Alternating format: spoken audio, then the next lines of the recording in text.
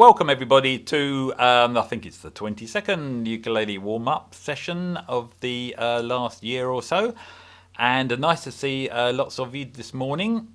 I did say we'd just talk briefly about how you prepare actually for this. Because I know I call this a warm-up, and to me a warm-up is something you do before you do a proper practice session. And a practice session is something you do before a rehearsal, which is with other people. And a rehearsal, of course, is something you do before you do a gig. So there's kind of 5 steps here, isn't there? There's the getting ready for the warm-up. There's the warm-up. Let's call the first bit the prep. The preparation, the warm-up, the practice, and then the rehearsal, and then the gig. So 5 steps to ukulele stardom. I suppose you could look at it that way. But no, just a very simple thing before getting ready for a warm-up or for a practice for that matter. And it's simple stuff. It's all stuff I'm sure you do. Somebody said earlier, have a shower. Well, it might be a funny thing to say, but it's actually true. You know, you've got to be comfortable first. You've got to feel clean and washed and ready to concentrate. One of the most important things, of course, is just being able to sit down and concentrate on what you want to do without having other distractions. I'm not going to go through every possibility. I'm just going to mention a couple of examples. But distractions can be other people in the house. Now, it's absolutely fine that there are other people in the house, but it's probably best if you can get them into a position where they can't hear you, if that is possible. If you've got a house designed to allow you to get far enough away, for example. One of the reasons for that, there's 2 reasons actually. One is it reduces your inhibition.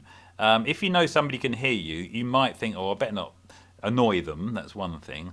It also might make you think they're listening to you and they're going to say something afterwards or not like it or like it. So there's a bit of an inhibition thing going on there when you know somebody else can hear you. But the consequence of that, and this is just one of the points I was going to make, is that when you come to practice, and like a lot of people, you might practice softly for that reason, but you might also practice slowly as well for other reasons, maybe for technical reasons. The main downside to practicing softly and practicing slowly is that you get very good at it. And yet that's not what it's like when you get on the bandstand, as I'm sure a lot of you know. What we need to do when we're practicing is actually to practice at full volume. We're talking about the volume here, not the speed so much.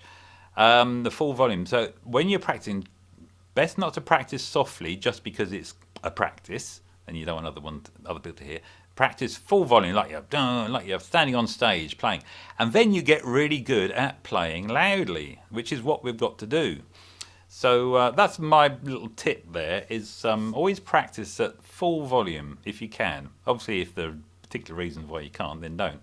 But don't think, oh, I'll practice softly, then when it comes to the gig or the rehearsal with the band, I'll start strumming, because you won't. You'll be so good at practicing slowly. That's how you'll continue to play. So just a little thought there. I just had one other completely unrelated to that, and that's fingernails. Because I was doing that before I started my prep. I was thinking, don't worry, we'll get started playing in a minute. Fingernails. Because we're going to do a bit of finger picking to start with. And it's always good to get your nails right. Now, that's something you could do just before a prep, is to trim your nails. And that helps you relax. Helps you relax the mind a little bit. Just going to pick my ukulele up, because we're going to start in a sec after all that talk. Obviously, it's the right hand you want to keep long nails and the left hand short. And I know some people like to keep their nails long on both, but trim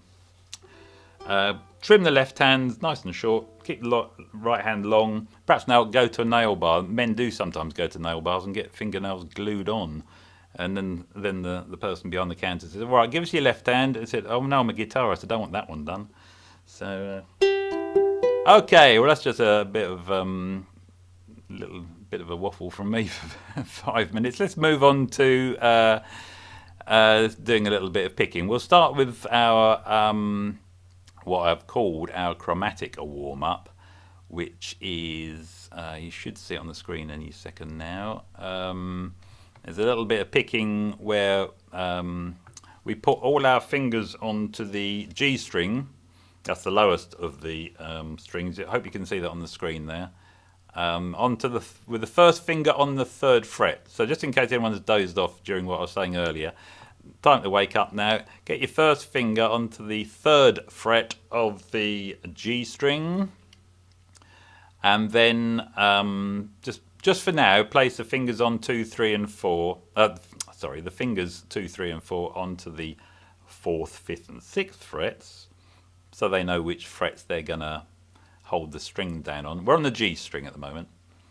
Now last time we went 1, 2, 3, 4, playing the notes. Yeah, and then we did the next string,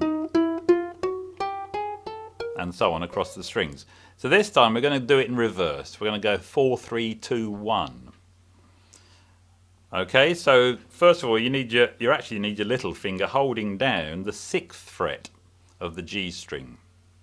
I'll give you time to figure that one out. Little finger holding the 6th fret of the G string, and the other fingers are ready to hold those strings down when the time comes to play those notes. Okay, you can pluck with your thumb or plectrum or first finger, whichever is convenient for you. I'm holding my ukulele up, so I'm just going to go for the thumb. Okay, we'll just do the first 4 notes first of all, just to get going, so everyone's doing the same thing. Let's just go 4, 3, 2, 1 then. I'm going to count you in 1, 2, 3, 4. 1, 2, 3, 4. 4, 3, 2, 1. Hopefully that's the sound you got. Unless you're on a low G string, of course, that will come out an octave lower. Let's do that again. 1, 2, 3, 4. Okay. Now let's do it on the C string. 1, 2, 3, 4. Yeah, now the E string. 1, 2, 3, 4. And now the A string. 1, 2, 3, 4. Sorry, 1, 2, 3, 4. 4, 3, 2, 1. Or little finger, 3rd finger, middle finger. Back to the G string. We're going to do all 4 now, and constantly move across. Yeah, so without pausing between the strings. So a continuous run of notes. Here we go. After 4, all 4 strings, starting with the G string. 1, 2, 3, 4. Now the C string. Now the E string. Now the A string. Yeah, let's do that again. After 4. 1, 2, 3, 4.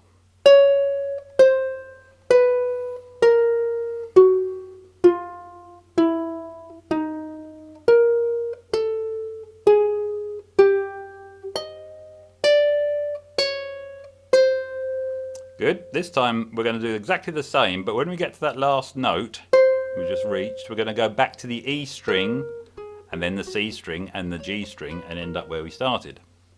So going across and then back. Okay, good. This is all getting your fingers and thumbs coordinated, and giving an equal exercise to each of your left-hand fingers, and also concentrating the mind. That's important. Getting things out of your mind that might be affecting your concentration. So here we go. After 4, starting on the G string. 1, 2, 3, 4.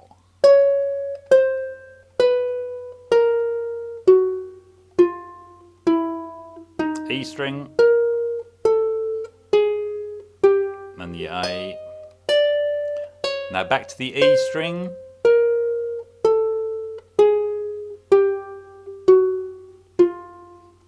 Then finally the G string. Yep, okay. You can do this pattern in any way you like. 1, 2, 3, 4, or 4, 3, 2, 1, or even 2, 3, 1, 4, 2, 3, 1, 4, all the way across. One more time then, and then we'll move on. So starting with the G string, same pattern as we've just done. After 4, 1, 2, 3, 4, 4, 3. Now onto the C string. E.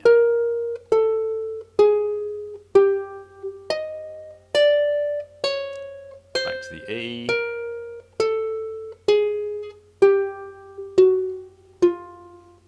And back to the G string for the last time. Okay, good. There's a little warm up there for the fingers. If any of you are guitarists, of course, you can do that across all 6 strings as well. Okay, let's move on now, and a little bit of finger picking. We've been doing this recently, and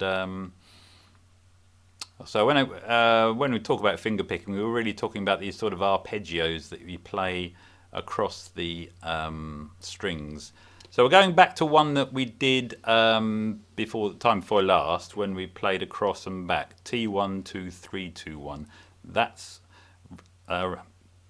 talking about the thumb, the first finger, the second finger, and the third finger on the right hand. So if you'd like to get your, we'll just do an open chord to start with. That means no fingers on the left hand. Okay, so we're going to just play that little pattern. I'll just play it once so you hear it. I'm just going to go thumb 1, 2, 3, 2, 1. Okay, I'm using the 3 fingers and the thumb on the right hand. If you want to place them on the strings first, that's a good idea.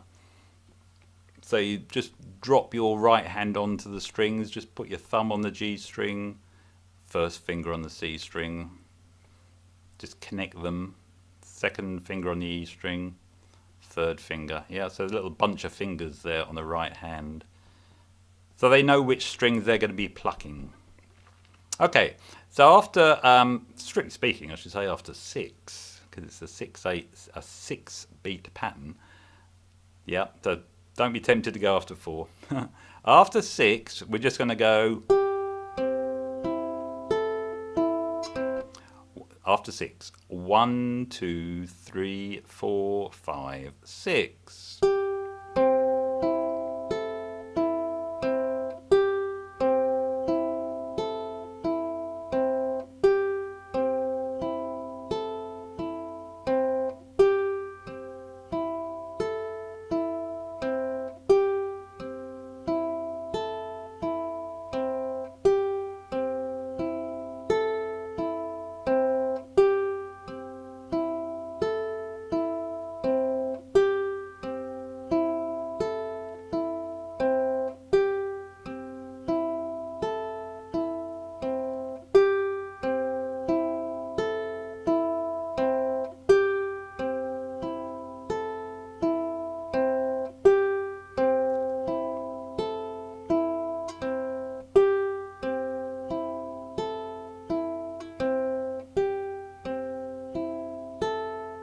One more time.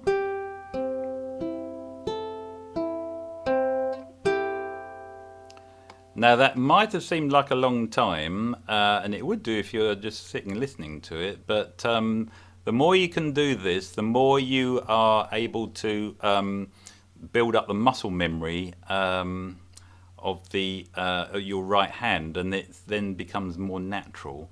Sorry, just let me have a look. I just had a chat message there. Are you picking over the fretboard or higher up? Good question. Okay, well, let's just look at that. Steve's asked, am I picking over the fretboard or higher up? So, in other words, where am I? Where is my right hand, I suppose, is the question. Now, it's not that important. It's where it's most comfortable for you. From a sound point of view, you do get different sound, a different texture, depending on whether your right hand is high up the strings or down by the bridge. But it's okay to pluck wherever it's comfortable, especially if you're like me at the moment, holding the ukulele and using my right arm to actually rest the I'm resting my right arm on the body of the ukulele, which means my hand is going to be in a certain place and there's not much I can do about it. Right, just got another question. Am I resting my little finger on the uke? No, on the right hand. No, I'm not, and I don't think I would actually. Not for proper finger picking with all 4 fingers. You might if you're just doing the 2 fingers. If you're picking with just the thumb and your first finger, for example, then I think if you've got the whole hand or the other four fingers anyway, not the little finger, you'd be hard pushed to stretch the finger. So I'd say no. Let the hand just rest on the strings. You probably can't see that easily on the screen, but you can use a little finger resting on the, and some musicians do that, and others prefer to leave them flat. I think if it's not practical, then I wouldn't do it. But am I doing it without looking? Yes. Am I looking? What am I looking at? Well, one of the things about finger picking with the right hand for several minutes at a time is to get it to the point where it's automatic, this muscle memory idea. Because you might want to start looking at the left hand if you're talking about looking at something in order to get the chords to work, get the right chord shapes. But ultimately you need to aim for not looking. You don't, in fact, if you're going to be performing at any point, there might be other things you've got to look at. You might want to be looking at the audience, you might want to be looking at a sheet of paper with the chords or the words on it. So whenever you can, take your eyes rather off your hands and look forward. And they'll soon. Your fingers are very good at sensing where they are. You've got a sixth sense that tells you where your hand is and fingers, and you will be you'll find it quite easy to ultimately do it without looking. It's probably a natural thing to do to look at your fingers, but best if you don't. So yeah, that's one of the reasons for planting those fingers onto each of the four strings. Something I mentioned at the beginning. When you put your thumb on the G string, your first finger on the C string, second finger on the E string, and so on, that planting idea helps anchor that hand to know where it is. I can sort of bob up and down on those strings knowing where they are. So you keep your fingers very close to the strings when you're plucking as well. Don't sort of let your hand flap all over the place or make your finger bob up and down like a chicken. Keep your fingers very close to the... Okay, anyway, better move on. So we're going to... I hope that's answered the questions you've put on the chat box. Let's go for a G chord. In fact, we're going to be a little bit more ambitious and go G and C. We're going to play two of those patterns on G and then change to C.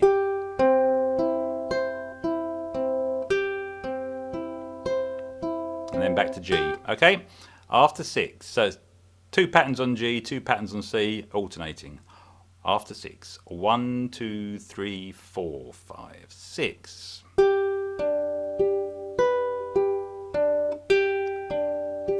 Now change to C.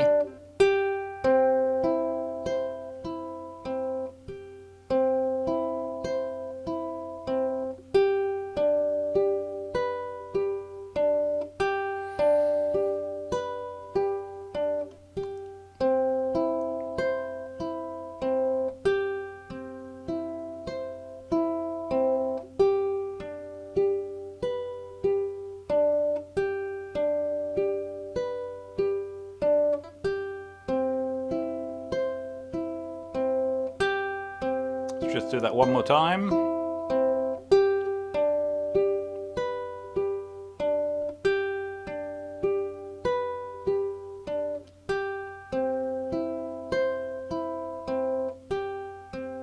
Finish on the G, and a little strum. Now that was a reasonable pace, and you might recognise it's not in the right key, but it's the opening arpeggios for Everybody Hurts by R.E.M. I think they do it in the key of D, but that's G.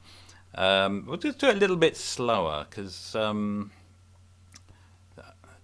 just for anyone who wants to just, get it a little bit more accurately. So we're just going to do the same thing again, but a little bit slower. 1, 2, 3, 4, 5, 6. 2, 3, 4.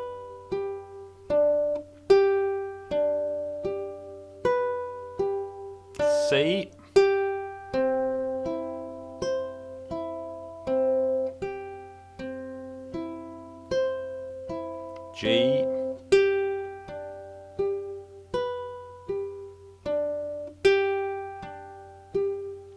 and C.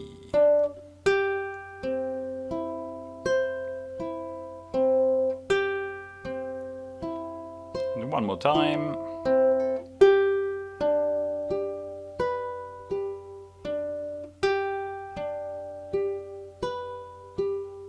C.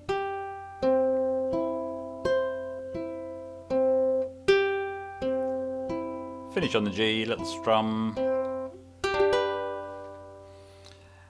Now there's a reason for doing that with G and C. I mean, it does sound nice, but why not do two other chords? And the main reason, particularly on this pattern, is because both those chords start with an open string. Yeah, the open G.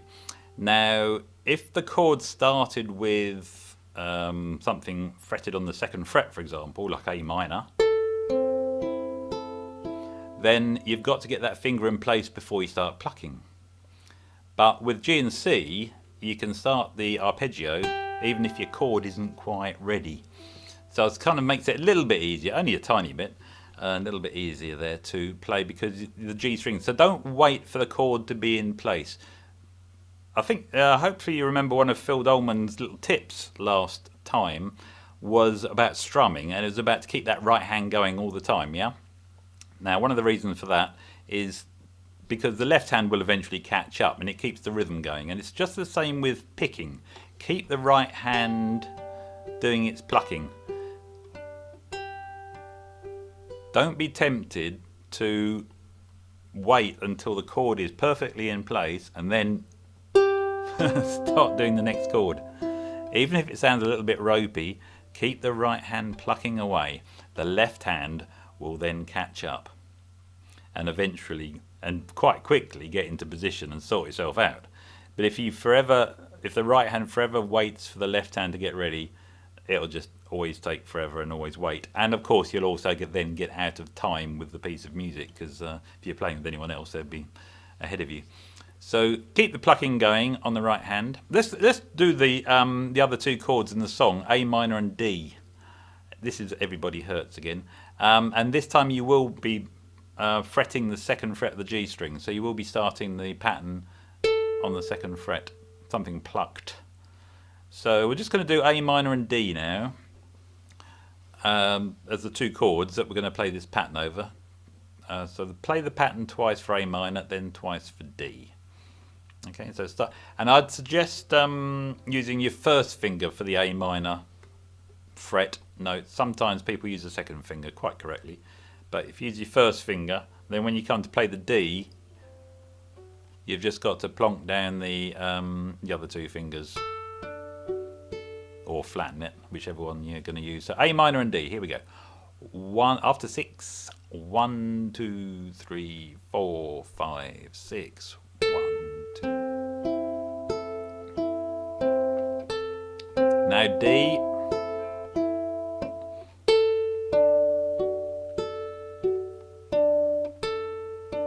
Back to A minor.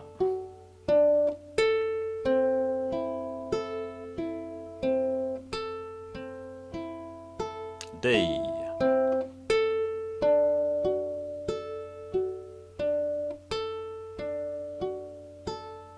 A minor.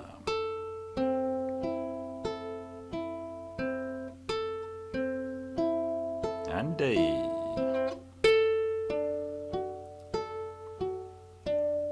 Now back to G. And G again. Now C.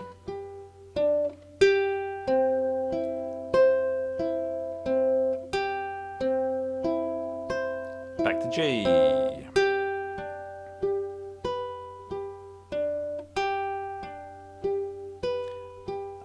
C again. Sorry. Now go to A minor after this one. A minor. Here we go.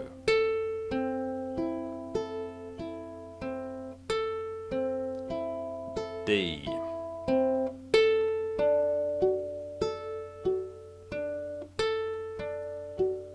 Back to A minor.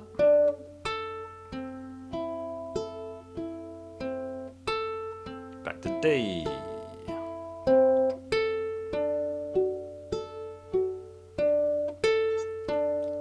back to G for the final time.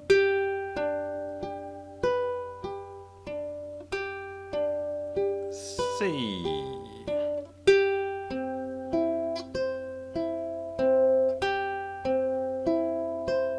G.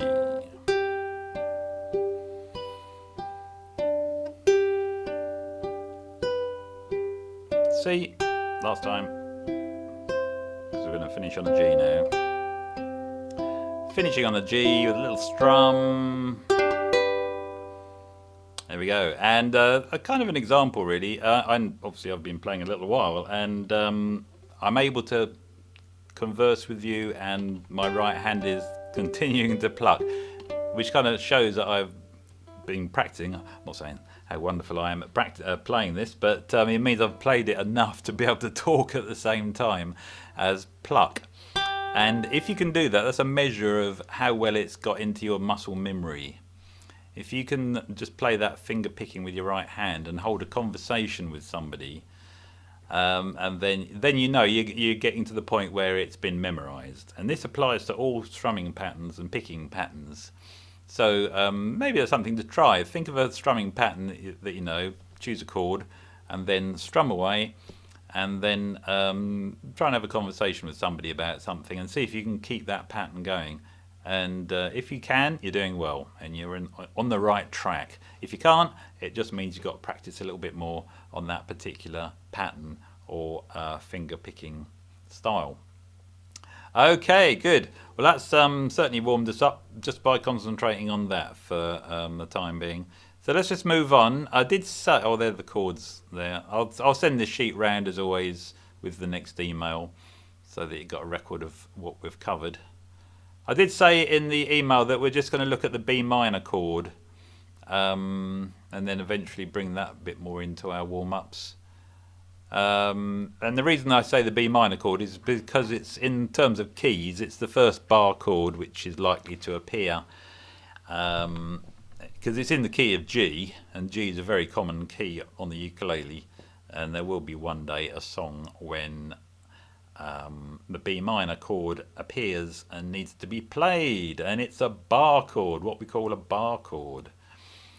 And B flat major rather is another chord which often comes up, but not today. Right, B minor. Let's have a look at that. Now, the little diagram on the screen there is showing that 1 1 1 1 across the second fret, which means, this is a shorthand way of just saying put your first finger flat across the second fret first of all, and then the 3 on the diagram is saying put the third finger, your ring finger, on the 4th fret of the G string. So it's kind of holding up the ukulele at an angle. So that's the so it should be first finger across the 2nd fret, and then 3rd finger on the 4th fret of the G string. Okay, now it's tempting to put the first finger so that the fingertip of the first finger is on the G string. However, if you do that, it's a bit of a stretch and a funny angle to get the 3rd finger onto the 4th string.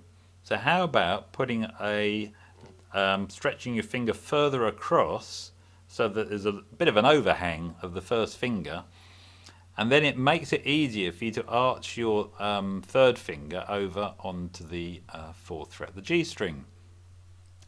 Okay, so just take your first finger and just move it further across. Everyone's different, so it's going to be, I can't say, you know, ½ an inch should be overhanging, but if you can see in my diagram, I've got my first finger, yeah, ½ an inch pointing over the top of the fretboard. But that just makes it easier for me to reach the G string with my 3rd finger, rather than. And another thing about bar chords, we've only got a couple more minutes, so I don't want to spend too long on this. We'll obviously do more of this another time. But is that the if you keep your wrist fairly straight, not curled round the back, fairly straight, you've got a better chance of getting a nice straight first finger on that 1st fret. That first finger does need to absolutely be dead straight. No curls or bends in it. And so, actually, if you just don't use your third finger, just put the first finger on that bar, pluck the 4 strings one at a time. Do they all ring nice and cleanly?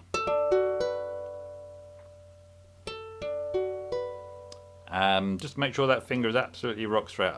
Clearly, I can't see any individuals to say if you're doing it okay, but probably the most important thing to say is don't worry if it doesn't work first time. If this is the first time you've done it, probably isn't for a lot of you, but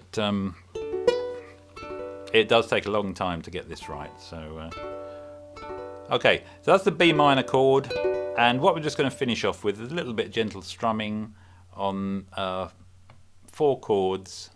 This, if you haven't done B minor before, this won't be easy. So, but for the rest of you, hopefully, we're just going to strum G, A minor, B minor, C, and these chords are the opening chords of the no, it's the chorus of "Here, There, and Everywhere" by the Beatles. Okay, all getting some interesting looking messages here. Let me just quickly double check these. It's okay to do a different fingering for B minor. Yeah, as long as it's a B minor. Yes. Oh, yes, yes. No, this is just, this is probably a textbook version, but if you've got another way of playing B minor, that's fine. But maybe the person, I didn't see who the person was who sent that message, but perhaps afterwards let me know how they're playing it and I'll double check. But okay, we're just going to strum 4 strums on each chord. So I'm going to play G, A minor, B minor, and C nice and slowly, just for the last minute of today's session. Here we go. So 4 strums on each chord. 1, 2, 3, 4. A minor. Perhaps use your first finger for that. B minor. And C. G. A minor, first finger. B minor. C. G. A minor.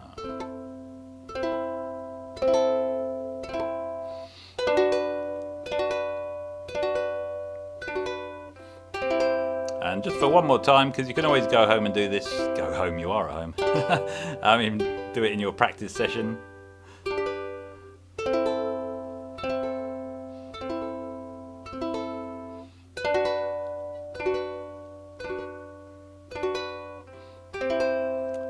And just finish on G.